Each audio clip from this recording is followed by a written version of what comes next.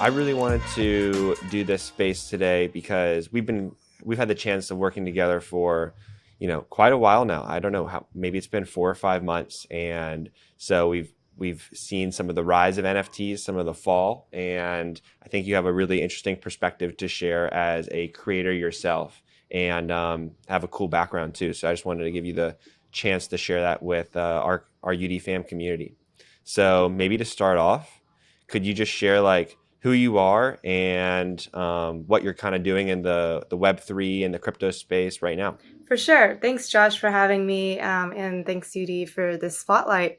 My name is Angela. I go by Zhangsta on all of my social media.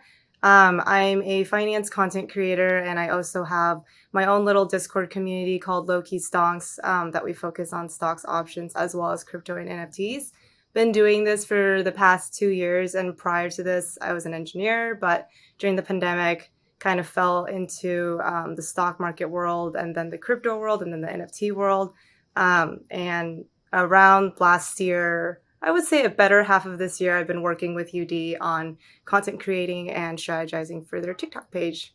That's cool. I mean, so what what do you like more? Do you like in terms of the content creation? Is it the on video TikTok side of the thing? Is it in Discord? Because I feel like Discord's much more, written versus being on video, and I think it's a lot more of updates and stock advice, right? So it's just very different mediums of content. I don't know. Is there one that you find yourself more drawn to than the other? Definitely. I would say if you compare TikTok is short form content, it's bite sized, it's very like quick, it's supposed to be fun and engaging, and I'm supposed to communicate, one concept, whether it's an upcoming Tesla stock split and what that means to communicate it to layman terms, 30-second, 60-second video. Whereas on Discord, it's definitely more close engagement with my community and each member and getting to know each individual, whether they're trading stocks or options or they're trading NFTs and the day to day of how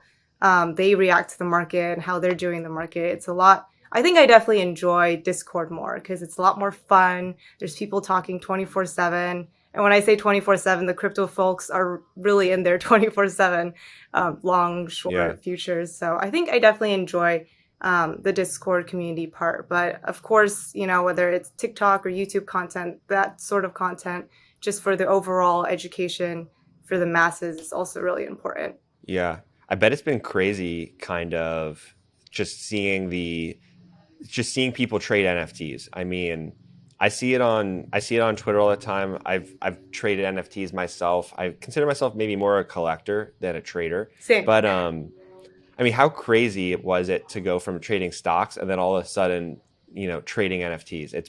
It's got to be a very different experience. Oh yeah, definitely. I feel like in the stock market, I mean that market's been around a lot longer and a lot of people are trading it. Whether you're a short-term options trader where you're only trying to trade directional or you're just stay, Warren Buffett style long and invest. There's still a lot of methodologies that you can kind of look back on. There are books, there are so many videos, whereas the NFT space was so new and definitely the wild, wild west out here. And I think in the beginning, like yourself, I was a collector as well. I was more intrigued by the fact that digital artists were able to have this platform to connect with their fans and collectors where they can directly collect a one of one piece. So I thought that was really cool. But when Bored Apes and Pudgy Penguins became a thing, I remember thinking, why are people buying, the same profile picture that is just a variation of a cartoon and people are spending so much money on it? I was like, this is all hype. Let me go back to the stock market world. This was like back in April. And then, a few months later, it's like, oh, now these board apes are worth so much and a community has been born out of it. So it's definitely crazy, crazy to think about. Yeah. And you got an artifact NFT yourself. I mean, I see it as your PFP on Twitter. It's funny just because to everyone listening in this space right now, Zhangsta and I are recording this via video too, and so we can share it on YouTube. And so I'm looking at your PFP and I'm looking at you at the same time. Honestly, like your PFP, it's got the hair. I can see some of the hair there. It's definitely has a slight resemblance to you. So I think that's kind of cool. Did you do that on purpose, or like why did you go after this artifact one? And we gave a shout out to Phil in the space earlier. I mean, he's rocking the artifact And we're a NFT commie as one well. too. So Yeah. Yeah. Yeah, for But me, how do you pick that one? I artifacts. So there's actually a pretty interesting backstory. First of all, yes, I did purposely choose one to look like myself. I actually had a different one and I sold it. I flipped that one and then I bought this one for 10 ETH actually at the time.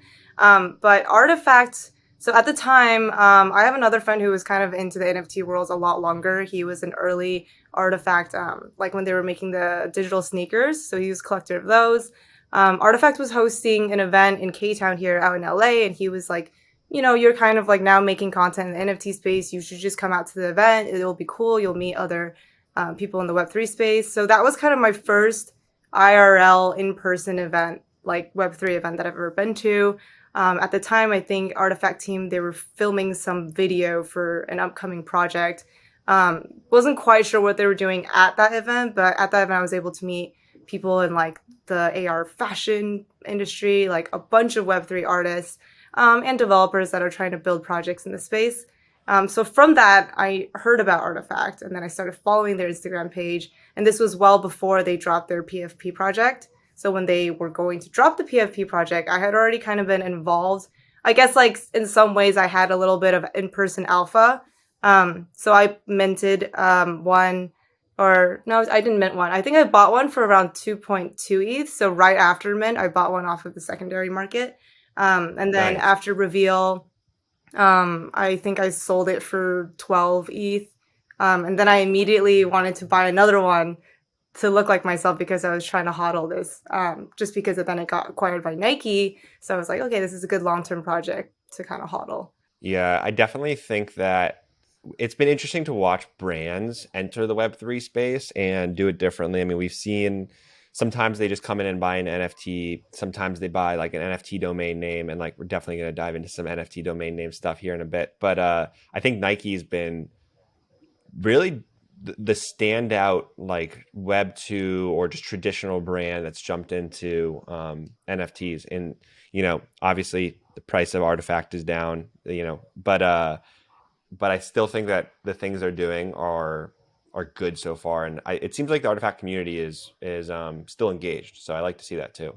Yeah, Um, definitely. I remember just through Twitter, I got added to this Artifact WeChat group, and there's actually a huge Chinese like, WeChat population that's all in the Artifact, and there's like they have their own little alpha chat on WeChat. And I think Artifact has been hosting quite a few in IRL like LA, New York events as well. I haven't been to one yet. But yeah, I'm excited to go to one in the future. I think they're doing some really cool things with their monolith box dropses, and then I think they're making wearables for your avatar. So they're really pushing this yeah. project long term. So you kind of touched on a little bit of the Artifact community there. I'd like to talk about community in general and then dive into what you got going on with Key Stonks. And so like Web3 community, it's a big buzzword, it's a big term, we talk about it, but why do you think community is such a big topic in crypto? And like I'll start there and maybe add on some questions after that. Why do I think community is so big in crypto? Well, I think for the first and foremost, most people, when you're interacting on chain, you're kind of just an address, right? Everyone is anonymous, either trading wallet transactions or trading NFTs. But because of these PFP type drops, all of a sudden, all of these anonymous addresses now have like this PFP, and they're all part of a collective. And people who are interested in collecting a PFP is already interested in the Web3 community to begin with, whether it's a developer or an artist or just an enthusiast. And now all of a sudden, once you have a bunch of anonymous people come together in a Discord group or a Telegram group and start talking, those anonymous online relationships do start to form and bond. And then eventually people will meet in real life. And those are, I feel like, communities and relationships that would have never else been formed if it weren't for um, like crypto and these projects in the first place. So I think it's a really cool way that crypto has kind of brought together a bunch of people from all over the world to come together, um, join together to work on some project or something that they all value. Yeah. Yeah, totally. I mean, we got some community in the space right now. I mean, I don't know how many people we have, 20, maybe I don't know, 20-ish people in here right now. So I just want to let everyone know in this space, if you have a question for Zhangsta, or myself about anything, definitely throw the request up. We'll bring some people on in a little bit here as we get deeper into this space. But just want to let the community know that we're talking with right now that we want to engage with you too. Um, well, yeah, I also think that it's been interesting watching this community form around like finances. I mean, crypto is so intertwined with finance and economics, and all the other things. And I mean, NFTs are about so much, right? But it seems like it's really changing the financial literacy game to an extent. I mean, even younger people, like kids, are interested in crypto and NFTs in a way that I think is different than they would be traditional, maybe investing or finance in years prior. So I think that's a good transition to your community. Like, what are you all about, and what you've got going on? For sure. So Key Stonks was founded purely out of popular demand back in 2020. I personally got interested in the stock market and trading at the end of 2019. Um, and for me, it was just something for fun. I was on the West Coast. I could just wake up early before work and trade the market, trade some volatility, especially back then. 2019, 2020 was a good bull market. So for me, it was kind of a learning process. And then at the same time, because I love creating content, I kind of documented a lot of my trading, like learnings, failures, and just started posting it out there, not really expecting to receive any sort of, like engagement. But over time, I think people really like that sort of content. It made people interested, especially made people who are maybe at first really daunted by the subject, as I was when I first started, because the stock market, I was an engineer back in college, knew nothing finance and business. I just started trading because I wanted to learn more about the economy and the stock market and how everything will kind of affect, like how a company's stock or how a catalyst will affect the broader economy. So that's kind of how I started, and built the community. And at first, it was just a place for people of common interest to come together and bounce ideas off of each other, especially if they didn't have friends in real life that were interested in this. Now they have an online community. And especially LKS was born during the pandemic, where a lot of people were at home and didn't really have anything else better to do. So everyone just came online. I remember a lot of nights where we would just talk about the stock market, or we would just come together and one of the members would be a DJ and he would host like a DJ night, and everybody would be like spamming memes and like Pippin memes, and it was just a fun time. Yeah. So Yeah, my LKS is at first purely focused on options and stocks, but then over time we've branched out with crypto, NFTs, DeFi, futures market in the past half year. So it's really a community. At least for me, my mission is to bridge the experienced people with the newbies who want to learn, and just have everyone come together. So the more experienced people, some of the full time traders in LKS have 5 to 20 years experience, and the new people that are just starting out maybe just entered the market yesterday or last year or 2 years ago. But it's a very like welcoming environment. The more experienced are willing to teach their what they know, and then new people are willing to learn. So yeah, it's really yeah. cool.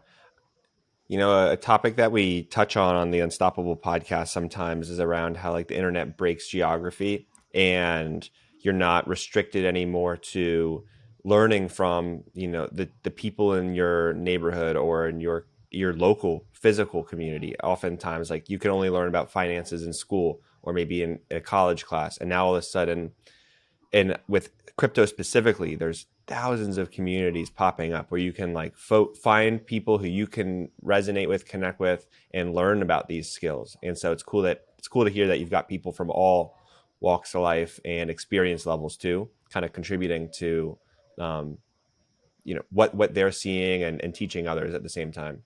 Yeah, it's really quite powerful. Seems pretty Hmm. inclusive. Maybe this is a good time to ask. I don't know that, obviously this is not financial advice. We didn't talk about this prior, but I got to throw it out. Like, what if you're any stock tips you can give people today in the space, or do we have to jump into the Discord to get the alpha? Definitely. I don't think I'm as in tune, but even not actively trading right now myself, I know that recently a lot of like meme names have been popping up again, like Bad Bet, the BBBY squeeze from like Yeah, why did what that? Why did Bed Bath Beyond happen just now? I Like I think it saw was it that just, it I think happened. I could be wrong if viewers can correct me, but I think it was just simply another short squeeze, a lot of interest. It used to be a meme ticker, so um when there's a high trading volume and a lot of people are looking at it, it's just easy to be volatile. And then same idea with like GameStop, people trying to squeeze the shorts out, and it just keeps on riding higher and higher, and people are just riding that wave in the short term. I know people, Yeah. some of the analysts in my Discord were making like insane gains, like 2000% gains on a lot of calls. So, but the advice is to never like FOMO and like don't get blinded by the euphoria. Still understand like the macro environment that we're in. Like we are still in a very high inflationary environment. So definitely. And September and October is historically going to be one of the worst trading months in the year. So even though right now we're kind of in a relief rally, definitely still be cautious of how much money you should still be cash liquid going into September if you want to buy any dips. Yeah. Okay. Good advice. I didn't know that September and October were historically like that. Um, I know that you get to the end of the year and all this talk comes about around with like taxes and tax loss harvesting and stuff like that. So I know things can happen around then too. But cool. Good to know.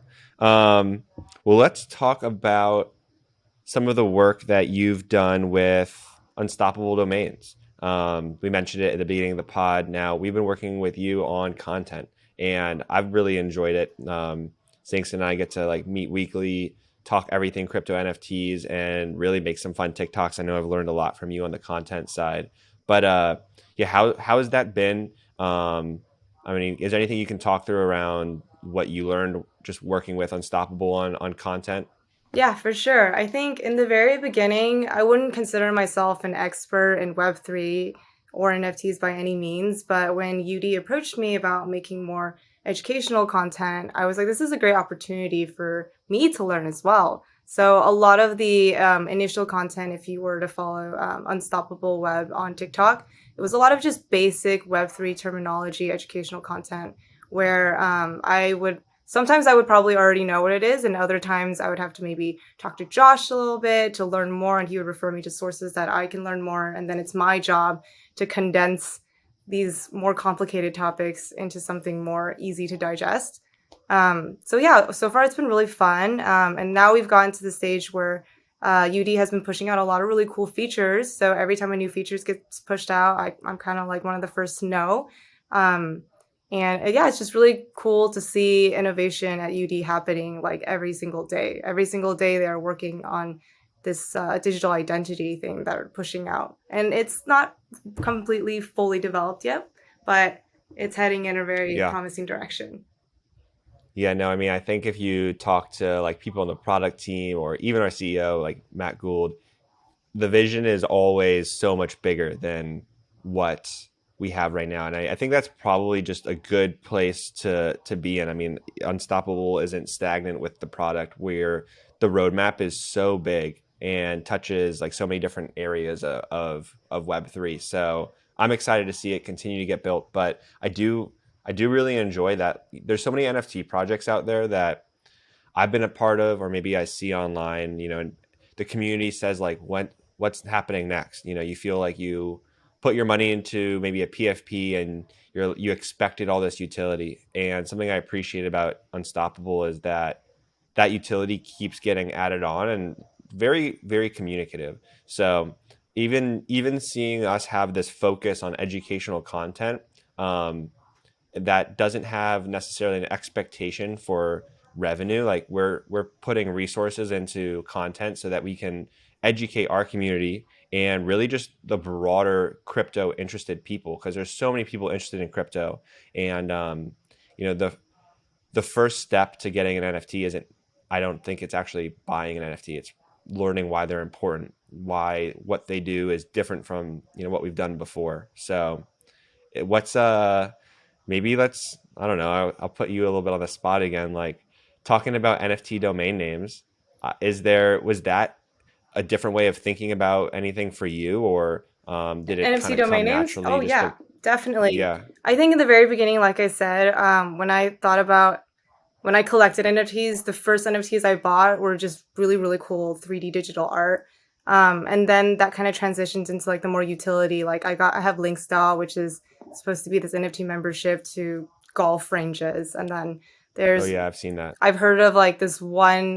There's this one NFT where it's a boba NFT, and you just get free boba from this one boba shop every time you walk in. So there's a lot of like really small, Really? cooler NFT projects with utility. But I think with unstoppable domains, it's not just a Zhangsta.nft. It's not just like a wallet payment address. Like it doesn't stop there. It's also meant to be like your kind of like your own crypto digital identity website where you go to Zhangsta.nft and you can see everything that's associated to this person. And I know UD just launched like this email feature that I've yet to look into, but from my understanding, you can use your crypto NFT domain name and link it to any gmail.com, yahoo.com address, and then have like emails essentially be forwarded to you so you can avoid all that scam mail that your gmail.com email gets sent. So I think that's super cool. Totally. Yeah. And it's just another way of thinking about how we can communicate with decentralized applications in a new way. And your NFT domains being like the connection point to Web3, to all the dApps out there. And so when you connect with a wallet, I mean, there's still so much education to be done around this fact too. Like connecting with a wallet is right now taken as de facto, like that's what everyone's used to when you go to some kind of website, whether it's Uniswap or something, but there's no communication back and forth going there. The dApp can't, they can't just like text or email your wallet and say, hey, like we just came out with this update, or hey, we want to give you this promo incentive or something like that. So adding this email layer using your NFT domain name that still maintains your privacy, I think is going to be really important. So cool to see that happening. But Yeah. And I think it's important just to, I want to quickly add and quickly note that I think it's cool that a lot of other NFT projects have a pretty high barrier of entry, like 2 ETH. Like it's like, oh, $4,000 to buy into this project. But cool thing I think with UD is you could just buy your own NFT domain for $5, $10, $15, and it is something that you just own forever and it's just to your name. So yeah, I think totally. that's really cool. Yeah, the barriers to entry, it kind of goes back to me, it goes back a little bit to like community and needing to still be inclusive. And like inclusivity in a community, I think can mean a lot of different things, but one of them is financial too. Mm-hmm. And it's a shame that with a lot of NFT communities, it's like a negative and it's a pro and a con at the same time. That like it's so expensive to get a Bored Ape, but that's also what makes it a pro, you know. So, but yeah, with NFT domain names, being able to get one for like even $5, it's definitely an accessible community for sure. Mm-hmm. What are you seeing in terms of like trends on TikTok when it comes to crypto? I mean, is it a growing? Because I want to talk about people. If you're here on this space right now, you know you're part of crypto Twitter. We're like in the big scheme of things, a small group of people, right? Mm-hmm. But do you feel like crypto is growing to be more mainstream on other social platforms like TikTok? I definitely see a lot of like gals, especially like gals in Web3 or girl who talks Web3 kind of users popping up. Um, I think from first impressions, I think it's really cool that they're also creating a lot of educational content focused around that. I can't say for sure how deep they are in it because I feel like it's important as cool as Web3 and NFT tech is. There are still a lot of people that are in the Web3 culture just for, the cool get togethers or like the yacht parties. There are definitely a lot of people that are just in it to, it's like their personality trait. Whereas there are other people that are actually more trying to develop towards something innovative. So I think it's important as a viewer to differentiate between the two. But I definitely do think there is a uptrend with more people just talking about crypto and everything that's going on. Even despite the NFT and crypto markets kind of cooling down, there's still a lot more creators popping up on TikTok. Yeah. Is the market cooling down to you an opportunity or like a barrier to getting bigger as a content creator in Web3? Oh, I think in Web3, I don't think I've ever seen how much I create content and how that correlates with the market. I think if the market is down, then it's an opportunity to educate more. right? Because it's like the buy when other are fearful and sell when other people are greedy, right? So similar with like the stock markets in a recession. Well, now I can educate about how you should be budgeting more, how you understand even what a recession is because we've been in a bull market for like the past few years. And same with Web3. Um, Before, when there was so much hype, you see the content space flooded with like projects being shilled. But now that that space has kind of died down in a way, it's like filtered all of those people that are in the Web3 community just for like a quick buck or like a quick kind of, not really serious about it. So in a way, I see it as an opportunity. Yeah. Is and if there are there any like content creator tips? I don't know if you have any content creators like in the chat right now, but if you were to get started in creating some kind of content about crypto, what pieces of advice would you give them? Because I think you've been really successful on a lot of fronts, from Discord to Twitter to especially TikTok, right?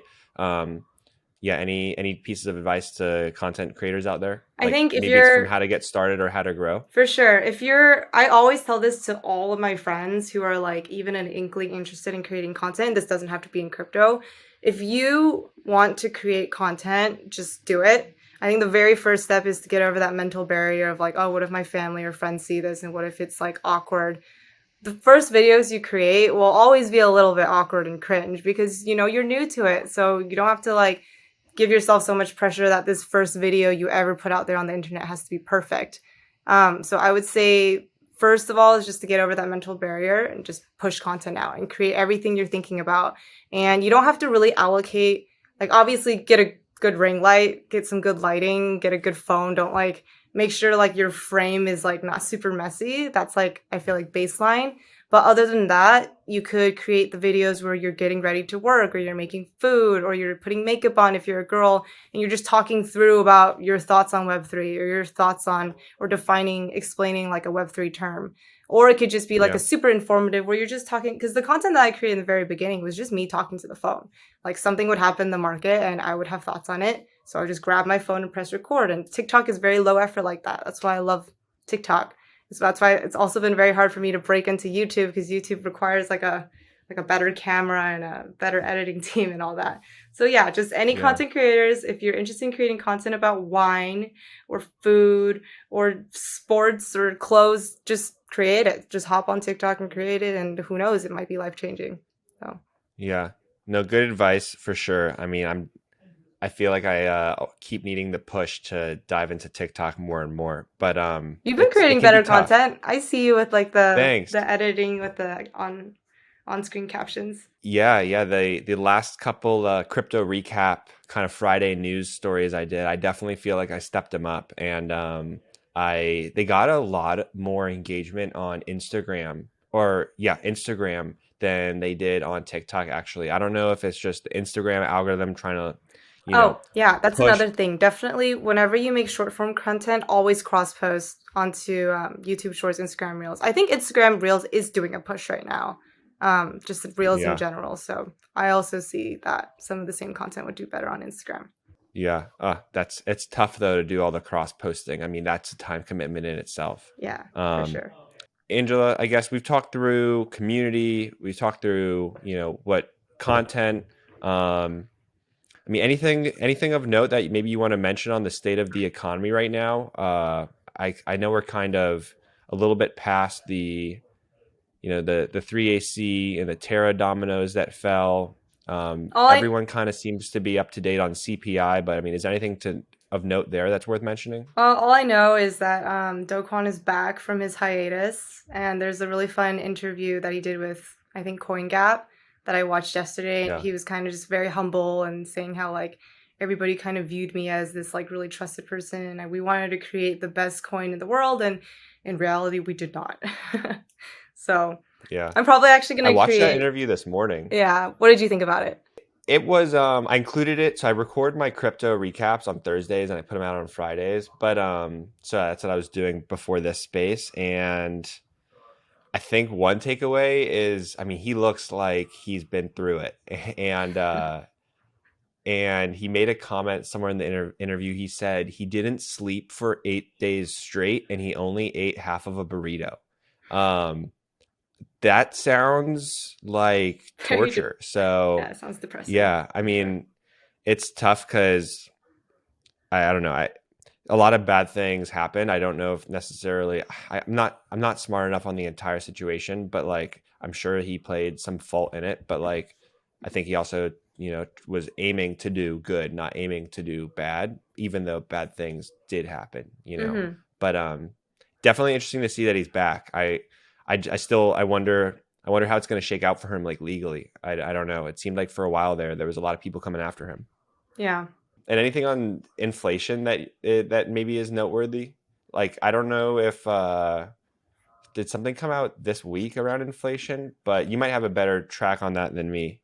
I would say just for I think CPI came numbers and it was just like a little bit lower. I think it was like 8 point something instead of 9%. Yeah. Yeah, I think with inflation, gas prices have fallen. It's like no longer $6 and something here in LA. It's like $5 now. But I think in terms of like food and rent, those prices have still increased by I think 1% and 0.6%. So Yeah. it's still not great by any means. Cool. Well, that's good to know. I know I feel like I just see it on Twitter, but there's really only two predictions you can make about it. Is inflation gonna, or is like the interest rates gonna remain higher? Is it going lower? So it it's you basically just see people arguing back and forth until the info comes out. Well, anything else you wanted to cover on this space, or do you think we touched on it all? Um, I think we touched on it all. I don't want to Yeah. like plug my LKS community, but I guess if there is anyone in the No, audience please that's do. interested in just learning more about stocks, options, or crypto or NFTs, we kind of have like that community for all. So definitely welcome to join. And we have weekly Sunday DDs that one of our analysts hosts every Sunday night, 10 p.m. Eastern time. So yeah, if anybody's interested, welcome to join. Awesome. Yeah. Please give Zangsta a follow on Twitter. And what's your handle on TikTok too, in case they want to follow you over there? My handle on TikTok is just Jangsta by itself, and then Instagram is where I post more of like my modeling and creative fashion stuff. That's jangsta.io. Cool. Yeah, you got a lot of different things in the works there between modeling and the stocks and then the crypto too. So, very diversified, like jobs and interests, which I love to Yeah, see. trying to balance Um, them. Trying to balance them all. Awesome. Well, everyone in the space, thanks for listening today. Really appreciate you like tuning in and supporting Unstoppable and supporting, Web3 creators. So, if there's any way that we can help you out, hit us on Twitter. Always active there. Happy to respond to DMs and also just, chat publicly on in the comment sections. So, we might do another space in the future, but for now, we'll see you on TikTok. See you on Twitter. See you on the Unstoppable podcast. I got to plug that real quick. The Unstoppable podcast, new episodes drop every single Tuesday with collectors, investors, entrepreneurs. Really great educational resources and deep dives to get in the minds of people who are like thinking and living Web3 every single day. So check that out too. But with that, I'll catch you all later. And thanks for joining. For All sure. right. Thank you. See ya. Bye. Bye.